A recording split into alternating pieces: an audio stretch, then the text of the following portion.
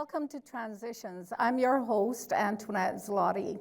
It's so nice that you could join us again today. Today we're talking about pets, and my two guests are Mary Forbes and Kevin Neal. And we all have had some interactions with pets, even if they aren't our own pets, the pets of other people. So today we're going to talk about some stories about the past, going way back in the past, when the choice of pets weren't really our own, but the choice of our parents. So let's start with you, Kevin. Can you tell us a little bit about your early memories about having pets in the home? Yeah, the interesting thing, so for me and my family, we've always had hound dogs. So I have a Basset Hound. We grew up with Basset Hounds. We had a Redbone and Dachshund at various points in my life growing up. But it started with my dad. My dad had Dachshunds and Basset Hounds when he was growing up. So then when he had his family, he started off and bought a Basset Hound and a Dachshund. And that's my early memories, is hanging out probably the year before I was born. So the dogs were older than me. So I kind of grew up with having the dogs in the house, with a Dachshund named Etta and a Basset Hound named Louie. And then when they passed away, we got the first dog that was the dog that, like, I was there when they bought it, and I helped pick out, and I chose the name. I was probably about 10 at that point. That was another Basset Hound named Vic, who was like, I remember just really bonding with, and kind of when you're going through the puppy years together, because of course when you're a baby yourself and your parents have a dog, the dog just seemed like it was always there, right? So I got to kind of experience that, and then go through kind of the when you're 10 years old and you have a puppy, and how exciting and fun that is. So now, do you have a dog in your home? Yeah, we've had, my wife and I, so when we started living together, just before we got married, we got our first Basset Hound. We've had a couple tragedies, which are really hard, but we have our 4-year-old Basset girl named Mavis, who is a character and a handful, and all sorts of attitude.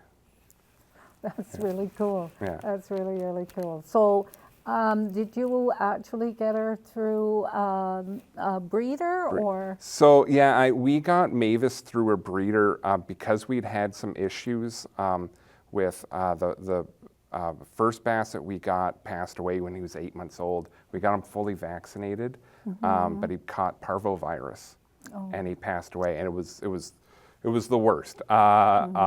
So when and we got I know he got parvovirus because the second Basset we got, Booker, he came from a breeder who and it was just like a woman who happened to have 2 Basset Hounds, and then all of a sudden had baby Basset Hounds. So we found her on internet marketplace or whatever, and she was very didn't want us to come over and see the dogs. Like, she'd come and bring the dog to us. And then we realized kind of early on, after a few days, there's something wrong with this puppy. He's not really playing.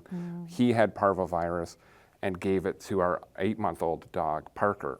So Parker passed away, but because we didn't know the genetic history of him, when we got Mavis, our current Basset Hound, we wanted to get from a dog that, there's no guarantees in pet ownership. Accidents happen, tragedies happen, but we wanted to get a dog from a registered breeder, so that at least we knew the lineage, that there wasn't health problems in the dog's family, and give us that best shot for just having a healthy dog. So I know next time we get a dog, we'll probably go that route, if not just going directly to a rescue and trying to save a dog that needs a home. But if we're trying to get a puppy, we'll probably look at getting someone who's registered, because at least then we have that peace of mind. Yeah, that's really nice. How about yourself? Well, we've had dogs all my life, and my very first dog I remember was just from a rescue center, and we called him Bobby, and he was a cute little thing. And my dad was in the Air Force, and when we moved, we couldn't take him with us, unfortunately. The only time we ever had to give up a dog, which broke my heart. But after that, I've always got my dogs through the rescue centers. And there was Charlie. Then there was Timmy. Timmy was a special dog. He had a lot of problems, a lot of anxiety issues, a lot of things that were just not right. But we took him on anyway because he was just so cute. He really was cute. And I used to walk him at the center, and I just fell in love with him, and I just had to bring him home. That was all there was to it. So when we brought him home, he used to escape out of any kind of cage, any kind of barrier. He would escape. I just don't know how he did it, but he did. And so we took him to the vet. They put him on medication for anxiety, so he was on medication for a while. And then he damaged his teeth from biting out of the cage, and we had to remove all his teeth. Then he would cut his feet all the time. We had to have surgery a couple of times for that. He was quite a little dog, and he had to have quite a few obedience classes, but eventually he became our favorite. He was just adorable, and he was a part lab, Timmy, and we just love him. Now we have a little girl, a little Yorkie. We got her from a neighbor who passed, and she's just a sweetheart, and she's my husband's dog. He just loves her, and she's just spoiled, just so spoiled. But all of our dogs have been rescue dogs, and they've been wonderful, just wonderful. I like that all your dogs have human names. Oh, yes. Charlie, Bobby, right? Bobby. Like, I like that. It's always Okay. kind of makes me laugh when you Timmy. meet a cat named Trevor or something, right? Instead of Fluffy or something like that. Yeah. Yeah. Our little Yorkie, we called her Belle. Her name originally was Gumball. I think yes, Gumball. There's no way I'm going to call this dog Gumball. Yeah. So we just kind of said Belle, and that was it. She's So- Belle. And Belle, I believe you were saying at some point that Belle is a little cautious when Belle is out for a walk, right? Yes, Because- she is. Although lately, like in the last year, she's gotten quite a lot more confident in her walks, and she loves her walks. The previous owner never walked her. And so when we started walking, she was like, "What is this?" She Yeah. wasn't sure, but now she's just a trooper, and she walks everywhere. So was that because the previous owner had gotten older and walking was an issue? Because, when we talk about pet ownership, we often forget about the fact that we change too. Yes, And our yes. needs change, but the needs of the pet often will stay the same or can increase, right, with Yes. their age. Yes. So the dog was at the point where Yeah. they would have given it to a rescue center too. yeah. And I thought, no, we can't let that happen. Yeah, yeah. She was next door to our daughter and said, no, we'll take her. Yeah, that's So we nice. took her, and we're not sorry. She's just a sweetheart. And She's that is so sweetheart. nice of you to Oh, do we that. We've always had a dog. I can't imagine life without a dog. I really can't. Yeah, the house You know, always feels so it's so empty, yes, right? we When, don't when have one. when we come back from a trip, Yes. and the dog's still at the kennel for that night until the next day, right? And it's the house lonely. just, it's not Yes, the same. it is. Yeah. It's very lonely. Well, I actually, even being on a trip, because right now we're looking after our grand dog. I call us grandparents. And so our daughter says she misses him. Now, they have now a cat, and also they have another dog. But because we had looked after Atticus for 5 years while she was studying veterinary medicine in Australia, we actually bonded quite strongly with Atticus. So he whined a little bit when she left, but then after that, okay, now where am I going to hang out in this house, you know? So Yeah. he's great. He sleeps in our room at night, and you know he's Excellent. A very, very good temperament. He is a, He is. a cross He's a sweetie. between a Pomeranian and a Papillon. Papillon, yeah. Very Yeah, cute, lovely, cute. a lovely disposition and very smart. Now, the Yes. smartest dog apparently is it a border collie? Did you hear That's what I that? hear. That- Yeah, that makes Yeah. sense. Now, during the pandemic, a lot of people were gifted animals or they went out and they bought. So, have you had any experience with people like that who then said, oh no, I can't continue this because I thought this was a good idea? Did you Yeah, encounter any people like that? Not in the pandemic itself, but I definitely know people who have bought animals and bought, especially dogs, and didn't realize like how much work the dog is, especially if you get a young dog. Like it is, Yeah. you can't just leave the dog unattended for, you can lock it up in a crate for the day, but when you're at work, but when you get home, like that dog needs attention. It needs to be walked. It needs to be let out, and you need to be, if you're house training a dog, you need to be paying absolute attention to that dog's body language, right? So I've seen people like that who've bought dogs and then realized, oh no, this is a ton Yeah, of it's a lot, work. yeah. I need to, rehome the dog and stuff, which is always, I kind of have two minds on that. Like my gut instinct when I see that is, oh, that's, they should have thought about that before they bought the dog. But I would still, that's easy to say in hindsight, and it's still best it's still ultimately good and the best decision to make to rehome the animal No, rather yeah. than see the animal be neglected or not get the love it needs. So I think ultimately, like, if that, and I could see that happening a lot during COVID, right? Where Yeah. people were home for a year and a half, 2 years, and then all of a sudden when they get back in that routine of going to the office, that just being, then all of a sudden their lifestyle changes and the dog can't respond to that because you can't work all day and then go out for a fun Friday night. Like you need to go home and spend some time with that dog, right? Yeah, oh yeah. Now, spending time. I was doing a little bit of reading about what's happening in terms of pets. Now, we had a guinea pig, we had a rabbit. We avoided having a cat, but a friend had said to us, if you get a cat is actually easier to look after than a dog because they're very independent. And but we didn't go that route. We went and jumped straight from a rabbit into having a dog where there is more interaction and more required in terms of toileting and so on.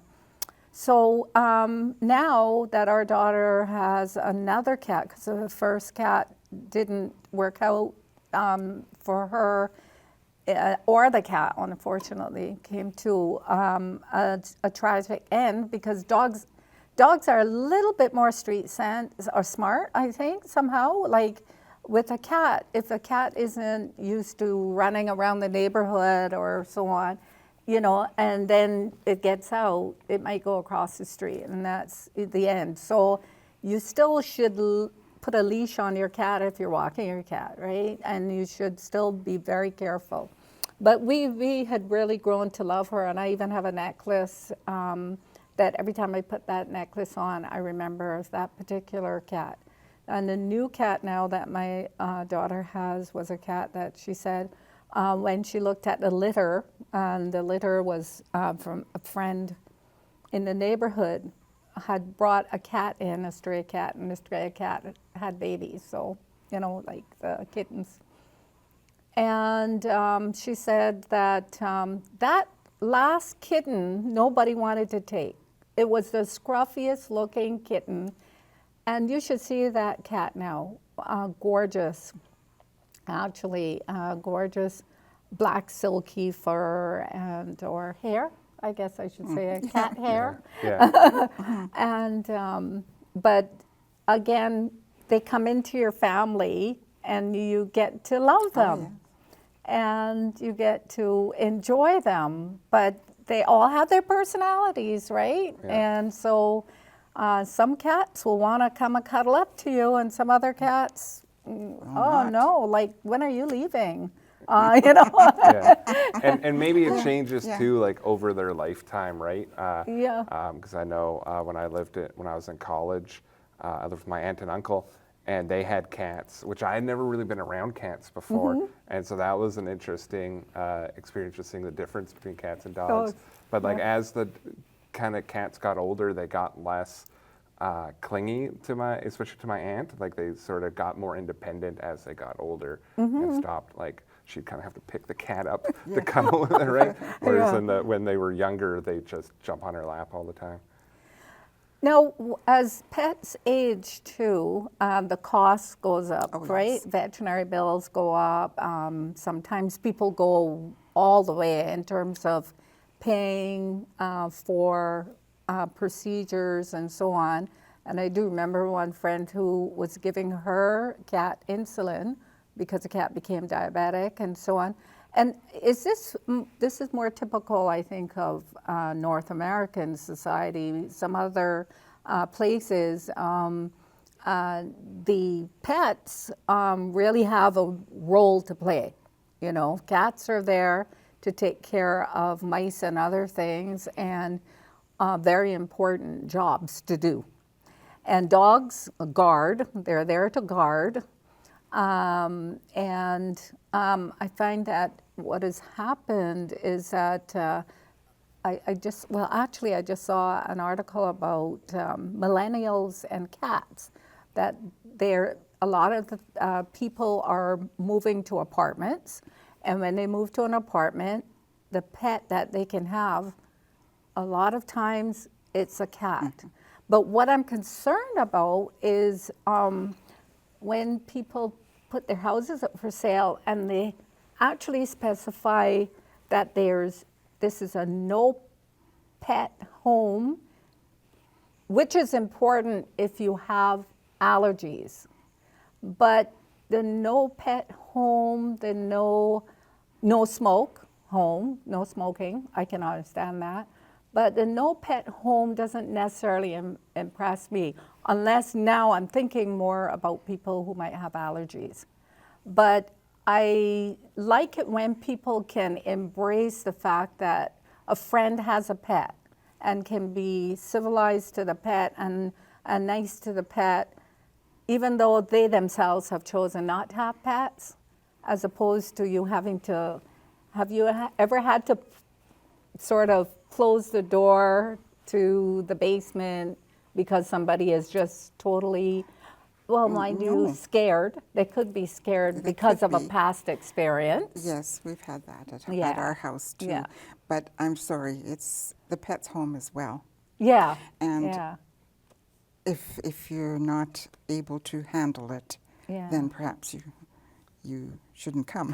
Yeah, and meet But that I mean, I hate to friend be rude, but somewhere else. Yeah. you know, this is it. It's the pet's Yeah. home. Yeah. And I've only had that happen once, so, and it was for a short visit. Mm-hmm. It didn't last long, so it really didn't matter at all. Yeah. But most people don't mind. Yeah. I don't think they do mind. Well, I wonder if, for the future, maybe we can shift now to what you think in terms of ownership for the future. One of the ideas I was thinking about was, what about sharing care of pets? Sometimes people are too overwhelmed by the cost and so on. Do you think that maybe there might be an organization in the future where people will actually share the pet, in that I'm like your adopted grandparent or adopted aunt or uncle to the pet? Because it's good to know people, isn't it? That Yeah. who are kind to animals and who would love to have the animal come over for a week or two while you're away on vacation, and get to Yes. know you and get to know the pet. And We've done that a few times Yeah? with friends' dogs, and they've come and stayed at our Stayed house at for your a week house. or wherever if they're on a vacation. Oh, yeah. And we just Yeah. love to have them, and they're quite fun actually, and they don't mind because we let them do whatever they want. There's no restrictions at our house. Really? Oh, your house is impeccable. I've been to your house, and your house is Yeah. very, very well. But- Actually, very, very well kept and everything Yes, like but that. So they're quite well. No, they're quite- everything. I Like remem- you wouldn't let them tear apart your furniture or anything Oh, like that. no, I think you're no. pretty disciplined.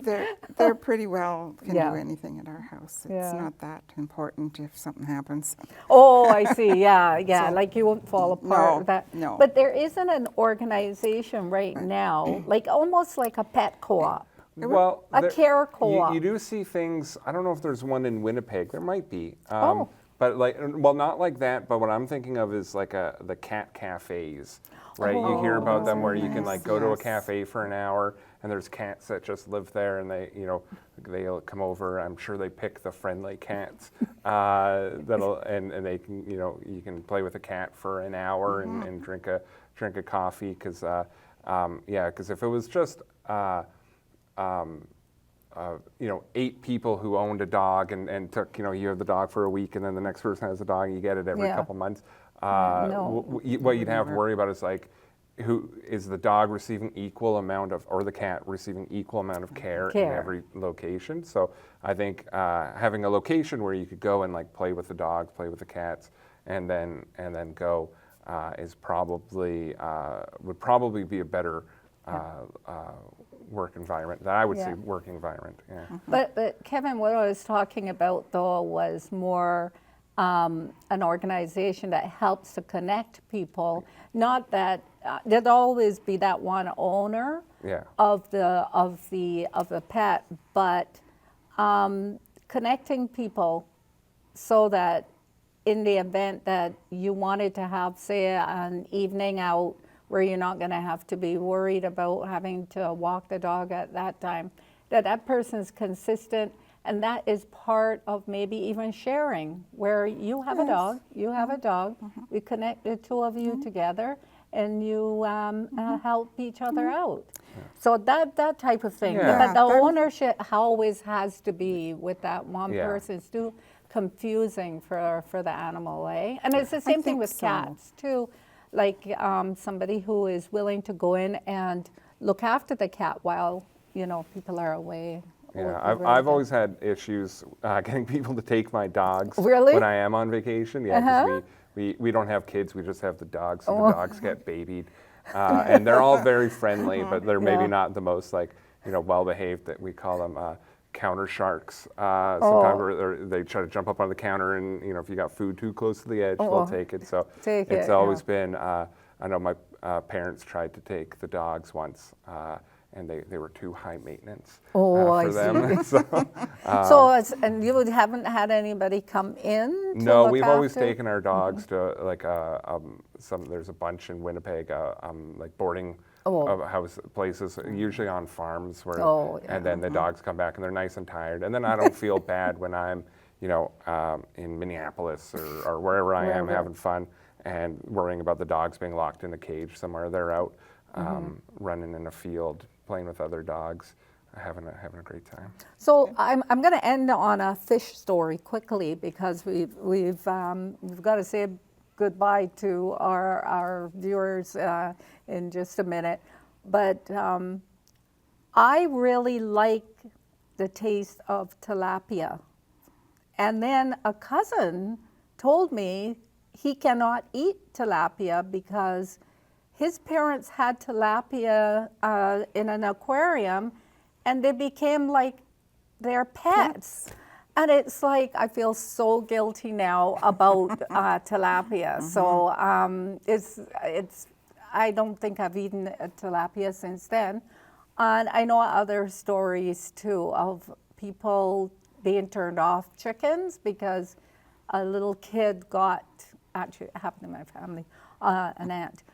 So, where, the chicken or the pig or whoever, whichever. I won't eat pig meat. I've Yeah. never been a big bacon or ham Yeah. fan. So, which I know you Because can't say of, as a Canadian, and then when you see like the pigs on the internet that are household pets and they're so cute and they're just like dogs, and I'm like, I wouldn't eat dog. So I should probably just be a vegetarian, but I love chicken and beef. So we should end on that because maybe we could talk again some more and about pets and about some of the stories. But I really appreciate the fact that you were able to have this conversation with me about your pets and your very important family members. And I'd like to invite our guests at home and our special viewers at home to please go online to YouTube and take a look at some of our shows that you might have missed. And we hope to even have some more interesting topics coming up for you besides this one today. So thank you, Mary, and thank you, Kevin, for joining me.